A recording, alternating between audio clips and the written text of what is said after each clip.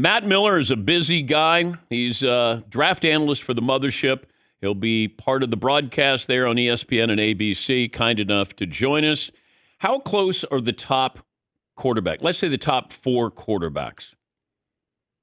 Yeah, pretty close. I think for me, Caleb Williams is far and away the best, and I think he's in a tier by himself. Jaden Daniels has separated himself over the last year, certainly, but definitely over the past few months, I think, as well. And then you have Drake May, who some people like a lot. JJ McCarthy, again, who some people really, really like. But I do think that they are much closer now than they were 4 months ago. You know, like the last time we saw these guys play football, they were not very closely ranked. What happens over the course of the process is guys interview well. JJ McCarthy's pro day was one of the best pro days that a quarterback has had in a couple processes and in the interview process. Also, teams fall in love with these guys, and that overinflates their stock a little bit. I think that's what we're seeing. If four of these quarterbacks go in the top six tomorrow night, and I think they will, then we're looking at another draft in which teams have fallen in love because we're in this model of you go up and get your guy or you wait for the next year. The second round quarterback kind of dead. Like the developmental quarterback is dead. You either get a top 10 pick or sometimes you get lucky with a Brock Purdy. Where's the draft start? I think it starts at 3. Caleb Williams is going to go first. That is the worst kept secret in the world right now. I feel very strongly Jaden Daniels goes number 2, but I think there is room. I don't know if they're top golfing in Detroit today, that maybe we can figure out exactly who's going to go number 2, but I feel good about Jaden Daniels going 2. I think they've smoothed over their differences. 3 is where it starts because New England could certainly stick and pick. They could take Drake May. They could run it back with another Michigan quarterback. Jim Harbaugh says Jay McCarthy is the greatest Michigan quarterback of all time. If you believe that, then you have to take him over Tom Brady. But I think 3 is where it starts because they could take one of those guys. They could do the kind of crazy thing and take Marvin Harrison Jr., who is, for a lot of people, the best player in this draft, or they could trade back. And I think all those scenarios are certainly on the table. The hard thing with New England is we don't know who's really running the show there. Is it Jonathan Kraft? Is it Gerard Mayo? Is it Elliott Wolf? Is it kind of a consortium of people who are calling the shots there? So it makes it difficult to try to even know who to call and also to predict based on, maybe what they've done historically. I don't know if somebody's asked Jim Harbaugh this, but I would say, Jim, you love J.J. McCarthy. You really love him. Well, why don't you trade Justin Herbert, and then you'll get J.J. McCarthy on his rookie deal, and wouldn't that be better suited for building this team? How do you think he would answer that question?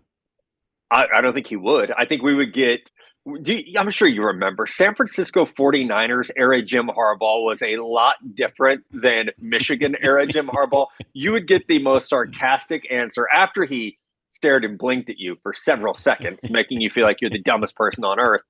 He's really calmed down in his old age. So I don't think you would answer, but that is a fair question. Hey, if McCarthy's this good, why not trade Herbert? And I'm sure his answer would be, some type of PR spin of, he's the best in this draft, but Justin would be, the number one guy if he were in it. But I know there, early on, those conspiracy theories definitely existed. We're talking to Matt Miller, ESPN draft expert. Give me the team that could really turn this sideways. And maybe that's New England, but is there another team where you go, wow, that could really shake up the first round? New England definitely is the one. I think the other right now is if the Minnesota Vikings don't trade up to get the quarterback. 6 weeks ago, they acquired the Houston Texans first round pick. That's number 23 overall. So they're sitting here right now, picks 11 and 23. No team has ever acquired a first round pick 6 weeks before the draft. It just doesn't happen unless it's in the top 3 and you're getting a quarterback. So they really signaled at that point, we're open for business. We have 2 first round picks. We want to go get a quarterback. If they don't do that, it would be, I think, very surprising, very risky. If you're Minnesota and you have the same grade on JJ McCarthy and Bo Nix, maybe you sit there at 11 and say, hey, if JJ doesn't make it to us, cool. We'll take a corner or a defensive tackle. And then at 23, we'll draft Bo Nix. It's risky, but you could certainly do that. And I think we saw this last year with Houston and Arizona being super aggressive, but also they played the board really well to get into the ideal positions to take their guys. And I'm very curious to see if we see copycats tomorrow night of teams that think, hey, we'll trade back a couple spots. And then if we need to, we'll just move back up. It's risky, but it makes it a lot of fun if it works. And it feels like, once again, we have a plethora of wide receivers, like top end wide Yeah. receivers. But there are a lot of draft experts, scouts, who don't want to take a wide receiver in the top 5 or even top 10. Where do you stand on that? I think if it's an elite prospect like Marvin Harrison Jr., then you do it. And I would put Malik Neighbors and Rome Odunze up there as well. All three would have been the number one receiver last year, no matter how you had it ranked. They would have been drafted highly last year as well.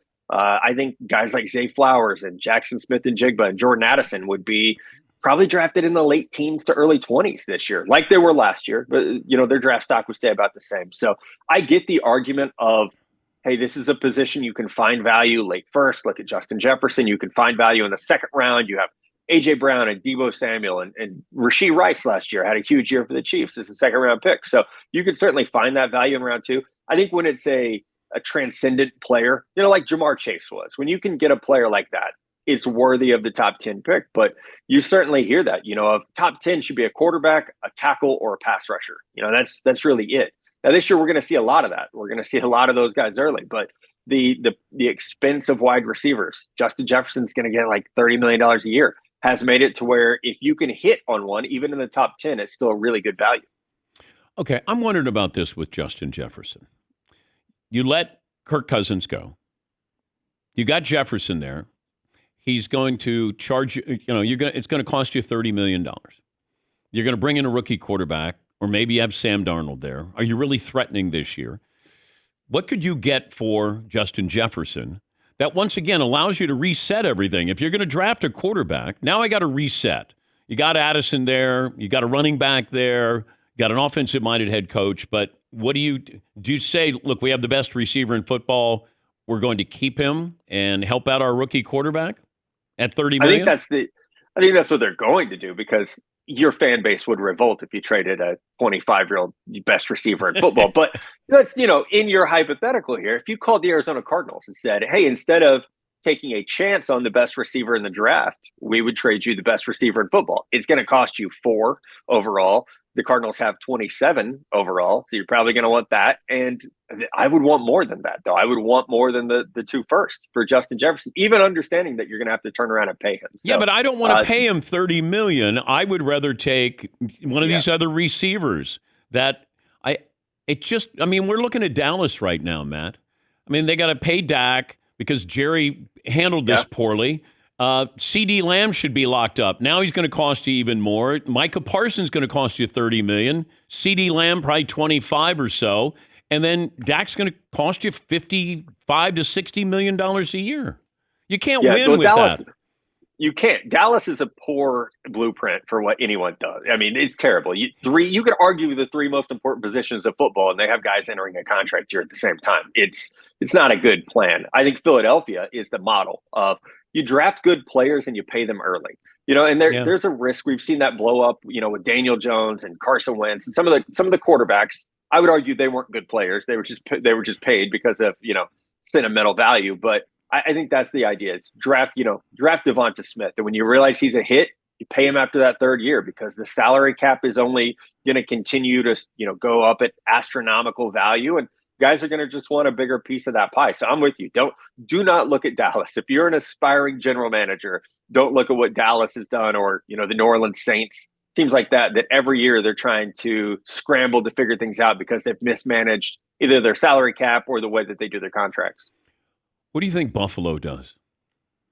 I think Buffalo would love to move heaven and earth to get Rome Odunze. And I completely agree with this strategy. If you're Buffalo and you've gotten so close to taking over the AFC, but you can't beat Mahomes and the Chiefs, you just can't do it when it matters.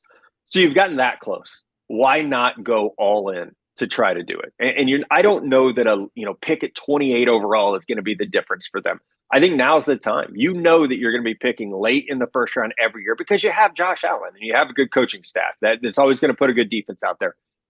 How valuable is next year's pick number 28 or 29 overall? If you could take this year's first, next year's first, and get a Rome Odunze in the top 10 potentially. I think Buffalo is one of the few teams really where you can make that argument of you're close. You have the quarterback, you have the infrastructure. What you need is, like you were saying, Dan, you need that rookie wide receiver. You need that guy making $5 million a year who can be one of the top players at his position. So why not go for broke? What do you have to lose if you're Buffalo? You've gotten, you've had leads. You were up with 13 seconds left in Arrowhead. Like, you're there. So why not make that big play, the splash move, the Julio Jones type trade to go get a Rome Odunze? Give me your wild prediction for tomorrow. That would be one. The Buffalo I had a scout text me this. The Buffalo was going big game hunting when it comes to the wide receiver. So that was something that I toyed with in my final mock draft.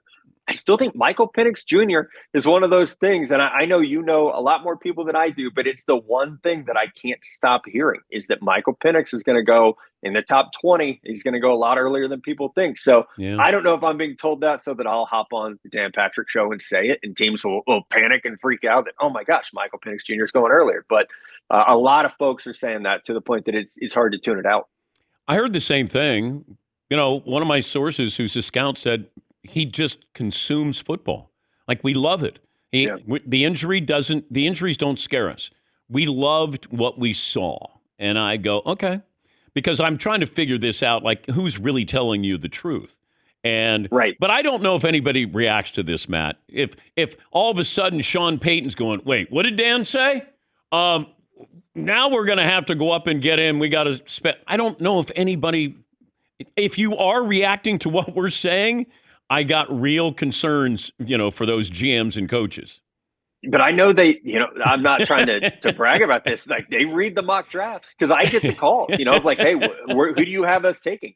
I was at Michigan's pro day and a GM came up to me, and I felt bad. I didn't recognize him because I was kind of in the moment. He's like, hey, who do you have us taking? And I was like, oh yeah, okay. I have you taking this player. And it was like, okay.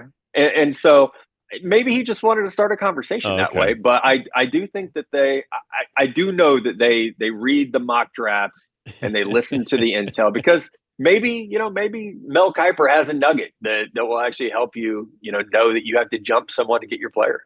Good to talk to you. Know you're busy. Have fun tomorrow night. Thank you, Matt. Appreciate you. Thank you. That's Matt Miller, ESPN NFL draft analyst, part of ESPN's coverage